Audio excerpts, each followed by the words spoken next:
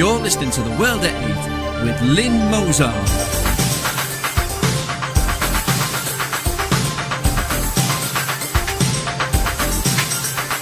The World at 8, the number one in nationalist news.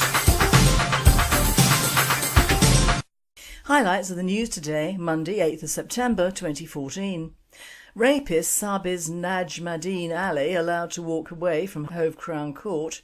At least 60 more young girls from care homes feared victim of new Asian sex ring. Net widens in Glasgow teenage sex abuse inquiry.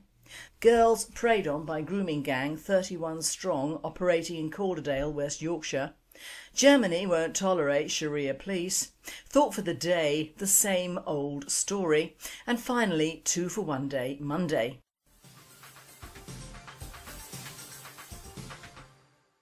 UK news. Rapist Sarbaz Najmadeen Ali just walks away from Hove Crown Court. Sarbaz Najmadeen Ali, 28, from St Leonards-on-Sea, Sussex, was convicted in his absence of the rape, attempted rape and sexual assault of a 23-year-old man from Hastings. He was found guilty after disappearing from Hove Crown Court during the lunch break on Thursday, Sussex police said. An arrest warrant has been issued since officers have been unable to trace him. Ali was granted bail which allowed him to leave the dock during the lunch break, but not the court building. Detective Constable Julian Stokes said, "There is no evidence to suggest that Ali will commit further offences while he is at large, but we need to find and arrest him as quickly as possible. The jury has found him guilty of these nasty offences, but his victim does not have justice yet, as Ali has not been punished." World at 8. Ali needs finding and deporting.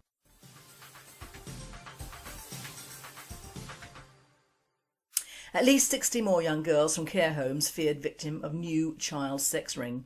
At least 60 more vulnerable young girls from care homes are feared to have fallen victim to Asian gangs in yet another child abuse case shaming northern towns, reports the Sunday People. Shocking new allegations of grooming, beatings and sex attacks by a paedophile ring are centred on Accrington and Preston, Lancashire, and St Helens, Merseyside. They follow similar scandals in Rochdale, Lancashire and Rotherham, South Yorkshire, and bear chilling similarities. One terrified teenager said she was doused in petrol by a thug in Preston, a punishment also reported in Rotherham. Gangs of men, often taxi drivers, are said to have plied girls in care with drink and drugs before raping them, while social services and police allegedly failed to protect them. Cabbies were also found guilty of abuse in Rotherham, a whistleblower told the Sunday People last week.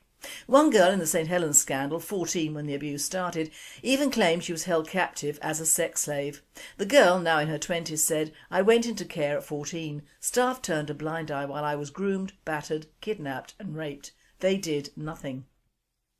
She first went to the Dyke Nook home near Accrington in 1999. She recalled Asians hung around outside. "They knew the staff. Most were taxi drivers who offered us lifts to school. She soon learnt the men wanted sex and were brutal, if denied it." Lancashire police have been investigating her claims since 2012.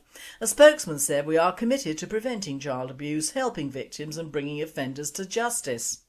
Louise Taylor, in charge of Lancashire's Children's Services, said, "We are aware of these distressing allegations." Combating sexual exploitation of children is given the highest priority. World at 8. Yup, I can see that. The past 30 years no stone has been left unturned in bringing these bastards to justice. It was well known the so-called staff at these care homes were paid to turn a blind eye. But even in this report the word Muslim or Pakistani has not been mentioned. How can a people who will not name the abusers do something about it?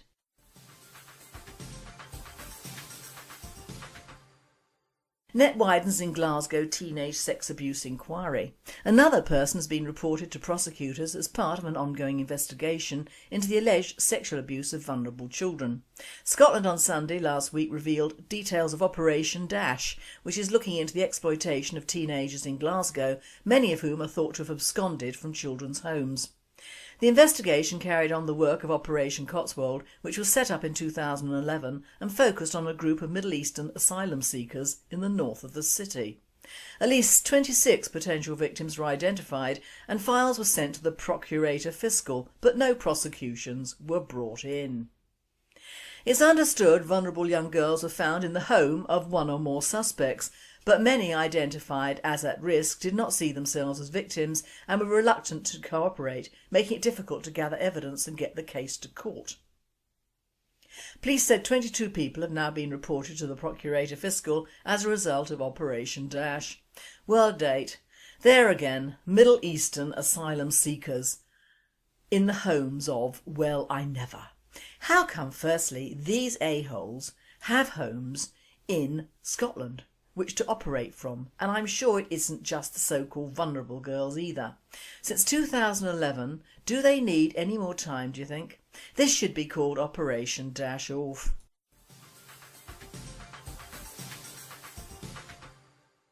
Girls preyed on by grooming gang, 31 strong, operating in Calderdale, West Yorkshire. Detectives in West Yorkshire are investigating a grooming gang of 31 men that preyed on 2 girls, say police. Members of the gang, which operate in the Calderdale area, are on bail, as are 28 members of another gang in Keighley that allegedly groomed and abused 4 girls.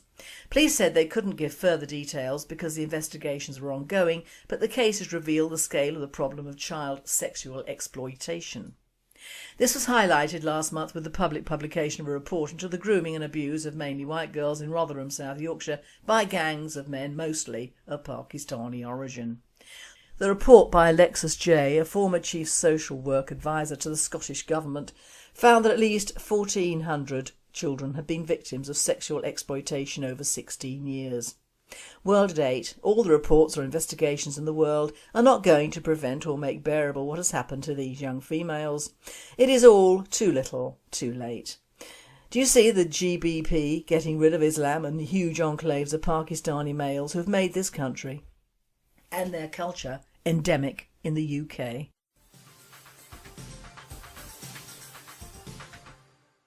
European news. Germany won't tolerate Sharia police.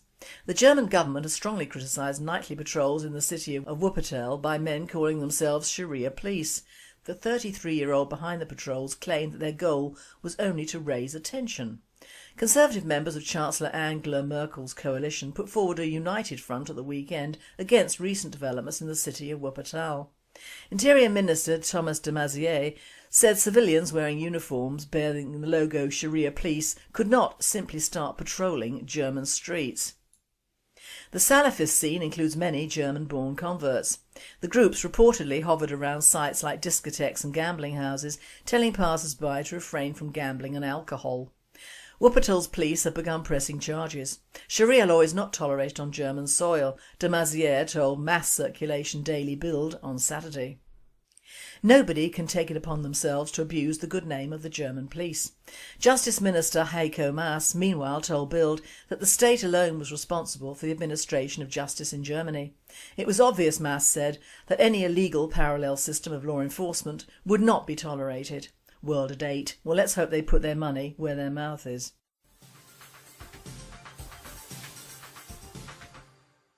World news. No change in Ukraine, no change in Syria, no change in Iraq, no change anywhere, and Comoran, the EU, the UN or NATO could do absolutely nothing, so nothing worth the nationalist news on the worldwide front today.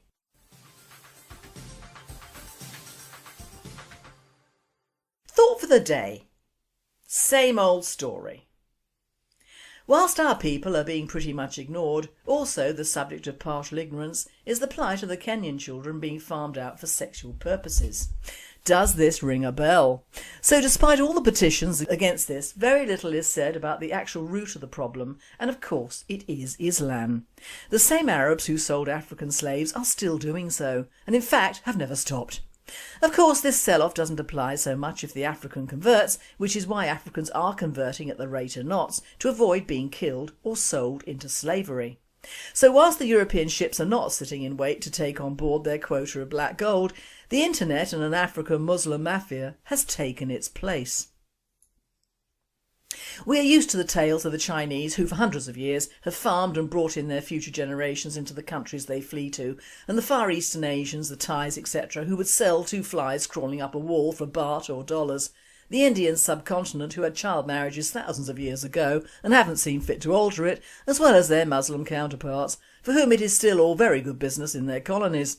But the African slave trade has taken a nosedive, news-wise, when it isn't the Europeans cashing in on past mistakes and apologising out of the wazoo for something which is still going on and is an endemic part of the Islamic culture. So the Kenyans, while still frantically converting, are finding themselves the hub of sex gang slavers on an unequalled level.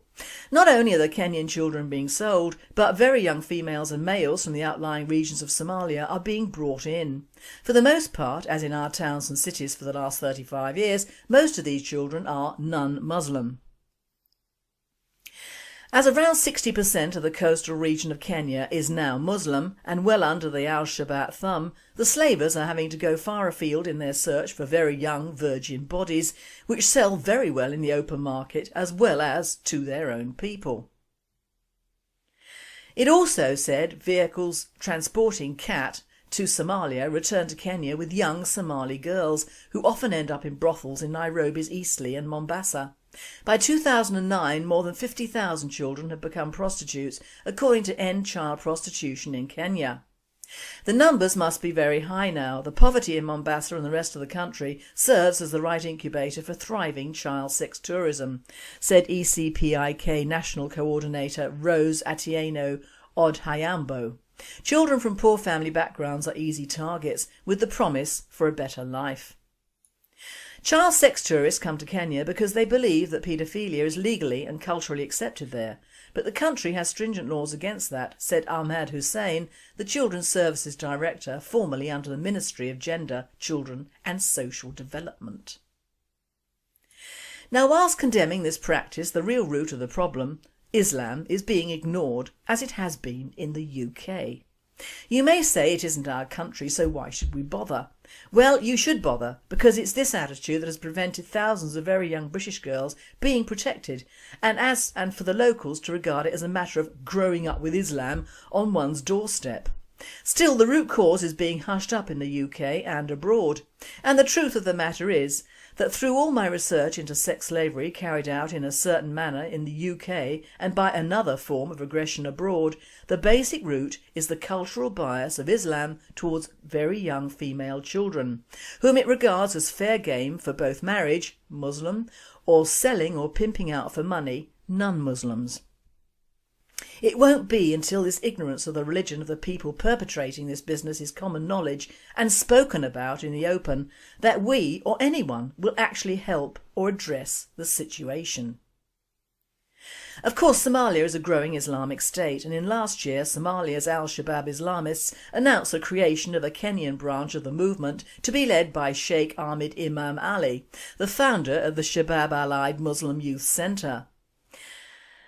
Sheikh Ahmed quickly indicated the group would pursue revenge for Al-Shabaab's loss of the port of Kismayo to the Kenyan military by calling for all means possible to be used to kill the infidels in Mombasa, Nairobi and across Africa. In Mombasa, the slightly older sex workers, as they are referred to, had taken to wearing the buibui, which is the African equivalent of the burqa. Said one woman, "I feel so embarrassed that sometimes I contemplate removing my buibui and throwing it away." The buibui has lost its respect, said Mariam Salma. Another resident, Asha Hussein, claims the sex workers are not native to Mombasa. They are not Muslims. Most are from Somalia and Ethiopia. They wear it to avoid public humiliation, she says. Lovely. Public humiliation from servicing your menfolk under duress. Such is the humility and forgiveness of Islam. It isn't until we Europeans understand and acknowledge the stance Islam takes towards non-Muslims and their subsequent treatment of them that we will know how to handle it. And the best way is not to allow any more migration from Muslim countries or Africa. Because these Africans can and will convert even over here, as the Lee Rigby killers show. Islam may not have any respect towards non-Muslims or Kafirs, but they will take anyone of any colour or ex-creed into the fold of Islam to swell the ranks of the Prophet. The same chance is not given for the poor underage children raped and pimped out. They are already outcasts from their own society, who either sells them for profit or out of desperation for food, so their chances of ever getting married or converting are virtually nil. Like their European equivalents, they will be put on the pill or aborted regularly to avoid the stigma of producing a child that no one wants or can feed. There is a place in Kenya, funded out of monies in Texas, USA, which houses ex-prostitutes and their babies. It is called Mercy House and it is Christian run. On seeing some of the pictures of these babies themselves, holding babies, it makes one wonder how on God's green earth do we, in the West, even contemplate allowing Islam over the borders, let alone into your own country. It beggars belief that the global corporate agenda should consider parasites like Muslims to even be counted as human beings, let alone encouraged to breed anywhere and everywhere they land. I don't know who to dislike the most, us for putting up and shutting up, or the Muslims for taking advantage. Of course, the other side of allowing even more African Muslims in is the Ebola crisis, which will not just go away or be forgotten like Muslim sexual grooming gangs have and are. Ebola will come to this country, and if you look at the attitude of the average black migrant laughing and joking as they bring their diseases in, they don't have a care in the world. They will get over here, they will spread the disease, and we will help them to do so. We are like turkeys voting for Christmas. There is no worse racial or religious mixture in the world today than an African and a Muslim. One suffers from a self-deluding ignorance and the other is a self-deluding opportunist. And even our politicians are dithering about what to do that will make the rest of the world happy. They're not considering the great British public at all and never have. And this applies to all the political parties, even UKIP, who have leapt on the Muslim bandwagon with all its veils and deceit. Talk about an oil slick covering most of England, and you'd be right. Anytime anyone brings up underage prostitution in Islam, you can bet someone is offended. Be it a liberal or Marxist twitbrit or a Muslim himself, you'll find the rhetoric exactly the same. We mustn't be racist or reactivist or, heaven forbid, anti-Islam or Islamophobic. Now, can anyone with half a brain tell me why we shouldn't be thus? Haven't enough lessons been meted out to the GBP? Haven't enough babies been raped? Haven't enough houses or properties been taken over? Don't they have enough mosques yet? Don't they have enough MPs or councillors yet? Doesn't the Brit press quake in their boots at the thought of actually acting against these bastards? Haven't the plods taken enough from the white nationalists whilst ignoring the horrific happenings promoted by Muslims and non-whites? Haven't we had enough yet? What the hell does it take to make a so-called nationalist Englishman stop going to Spain for retirement, eating takeaways, buying foreign-made crap, using Asian-owned shops, using taxis, and not at least being seen to support what local or British-made or owned goods we have left? Why do we, out of all of the world, continue to harbour and look after these pests in our midst who are spreading like foot and mouth throughout the land? What will it take? Just one more African pushing a huge trolley out of your supermarket? Just one more Muslim demonstration against being offended? Or the school classroom you've just collected your child from sporting a black and illiterate teacher? It may take just one more local beheading, or one more black on white crime, or perhaps just one more little girl for the pot. But then as long as it isn't yours, why should you care? X Factor's back again. Just hide behind your TV and Chinese dog or cat takeaway and ignore the bloody great extension going up next door being worked on by Muslims for Muslims, and just hope that the next African you see won't be the one carrying Ebola. And you know what they say about hope, don't you? It springs eternal from the human breast. Well, almost.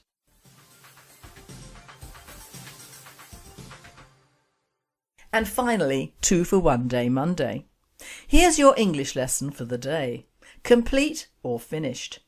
During a recent linguistic conference held in London, England, and attended by some of the best linguists in the world, Shamsundar Balgomin, a Guyanese linguist, was the presenter when he was asked to make that distinction. The question put to him by a colleague in the erudite audience was this: some say there is no difference between complete and finished. Please explain the difference in a way that is easy to understand. Mr. Balgobin's response: when you marry the right woman, you are complete. If you marry the wrong woman, you are finished. And if the right one catches you with the wrong one, you are completely finished. His answer received a 5-minute standing ovation. And the Iranian ambassador to the UN had just finished giving a speech and walked out into the lobby of the convention centre, where he was introduced to a US Marine general. As they talked, the Iranian said, "I've just one question about what I've seen in America." The general said, "Well, anything I can do to help." The Iranian whispered, "My son watches this show called Star Trek, and in it there is Kirk, who is Canadian, Chekhov, who is Russian, Scotty, who is Scottish, Uhura, who is black, and Sulu, who is Japanese. But there are no Muslims. My son is very upset and doesn't understand why there aren't any Iranians, Iraqis, Afghans, Egyptians, Palestinians, Saudis, Syrians or Pakistanis on Star Trek." The general leaned forward to the Iranian ambassador and whispered in his ear, "That's because it takes place in the future." You've been listening to The World at 8. I am Lynn Mozart and I wish you all a very good night. Asian gangs in yet another child abuse case shaming northern towns, reports the Sunday People. Shocking new allegations of grooming, beatings and sex attacks by a paedophile ring are centred on Accrington and Preston, Lancashire and St Helens, Merseyside. They follow similar scandals in Rochdale, Lancashire and Rotherham, South Yorkshire, and bear chilling similarities. One terrified teenager said she was doused in petrol by a thug in Preston, a punishment also reported in Rotherham. Gangs of men, often taxi drivers. At least 60 more young girls from care homes feared victim of new Asian sex ring. Net widens in Glasgow teenage sex abuse inquiry. Girls preyed on by grooming gang 31 strong operating in Calderdale, West Yorkshire. Germany won't tolerate Sharia police. Thought for the day, the same old story. And finally, 2 for 1 day Monday.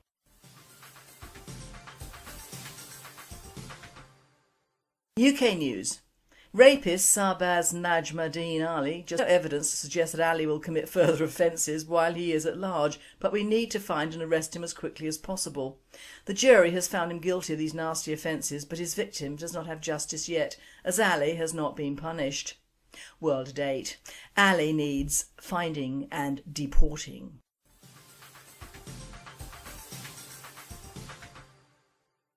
At least 60 more young girls from care homes feared victim of new child sex ring. At least 60 more vulnerable young girls from care homes are feared to have fallen victim.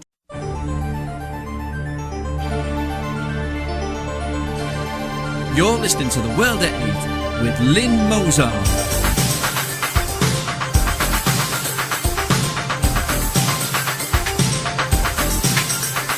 The World at 8, the number one in nationalist news. Highlights of the news today, Monday 8th of September 2014. Rapist Sarbaz Najmadeen Ali allowed to walk away from Hove Crown Court, walks away from Hove Crown Court. Sarbaz Najmadeen Ali, 28, from St Leonards-on-Sea, Sussex, was convicted in his absence of the rape, attempted rape and sexual assault of a 23-year-old man from Hastings. He was found guilty after disappearing from Hove Crown Court during the lunch break on Thursday, Sussex police said. An arrest warrant has been issued since officers have been unable to trace him. Ali was granted bail which allowed him to leave the dock during the lunch break, but not the court building. Detective Constable Julian Stokes said, "There is no